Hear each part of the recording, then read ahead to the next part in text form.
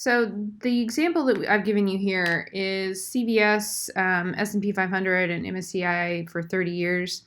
This is from Professor Hall's slides. The thing that I want to draw your attention to, these graphs are almost always the same. The standard deviation is on the bottom axis, the x-axis, and usually what standard deviation tells you is some measure of risk. And if you think about that, it kind of makes sense. So on our example of like the test, if we had an average of 70% and a standard deviation of 5%, say, we know that most of the scores are going to range from 65 to 75%. But the bigger the standard deviation gets, the more that there's a chance that your score is below whatever you think is acceptable. So, if you had a standard deviation of 20%, then you may have more risk that you're down in the dumps, but you also may have more risk that you're up in the 90 percentile. So in this case, the standard deviation is 0 and ranges up to 40%. CVS has a very high standard deviation, and in this example, they have a higher return, 13.37%.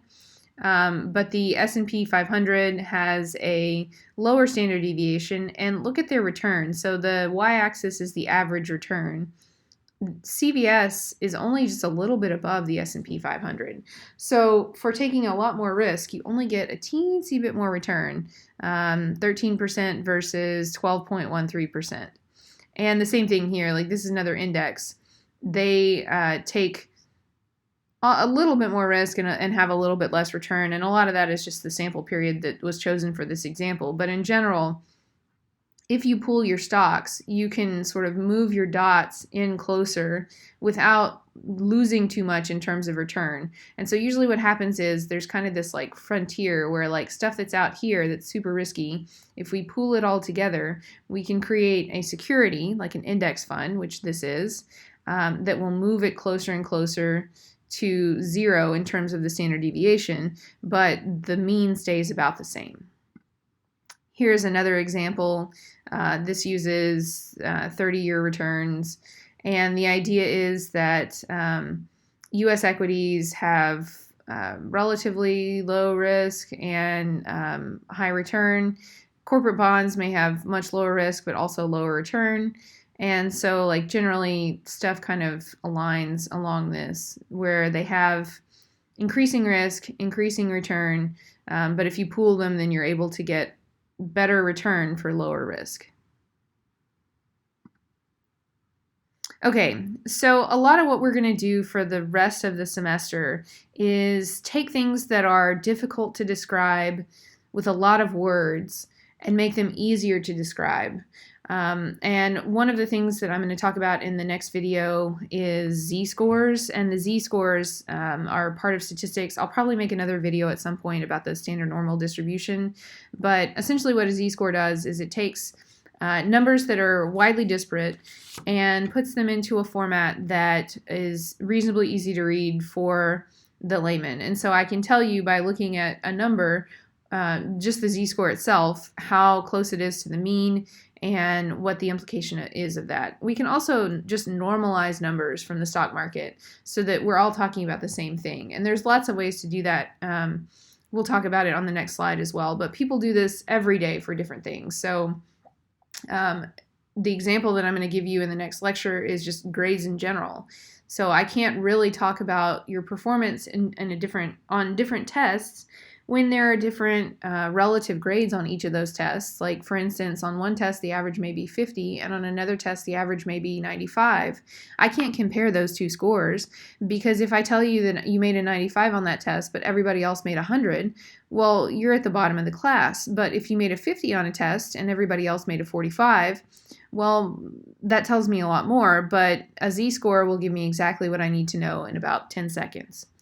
Finally, let's talk about the equity risk premium. We've talked about this a little bit, but the equity risk premium is how much extra does the market give us compared to government bonds.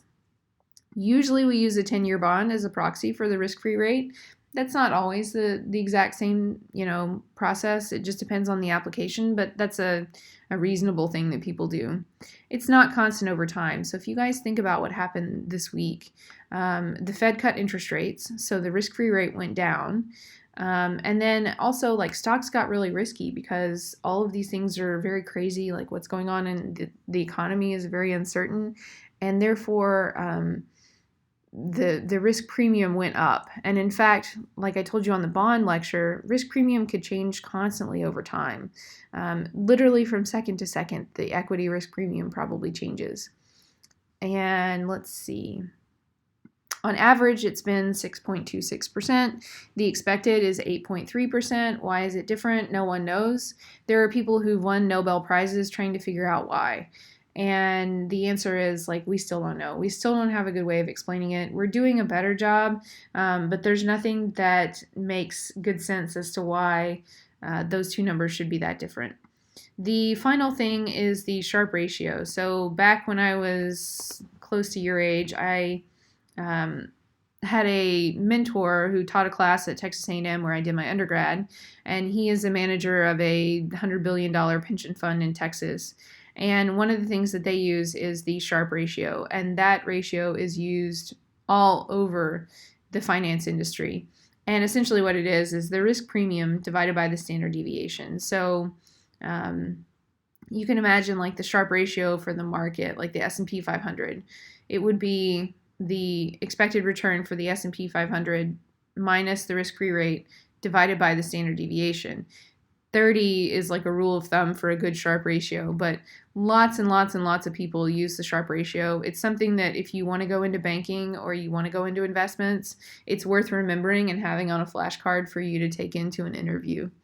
In the next lecture, I will talk about the grading and the Z-score and how all that works.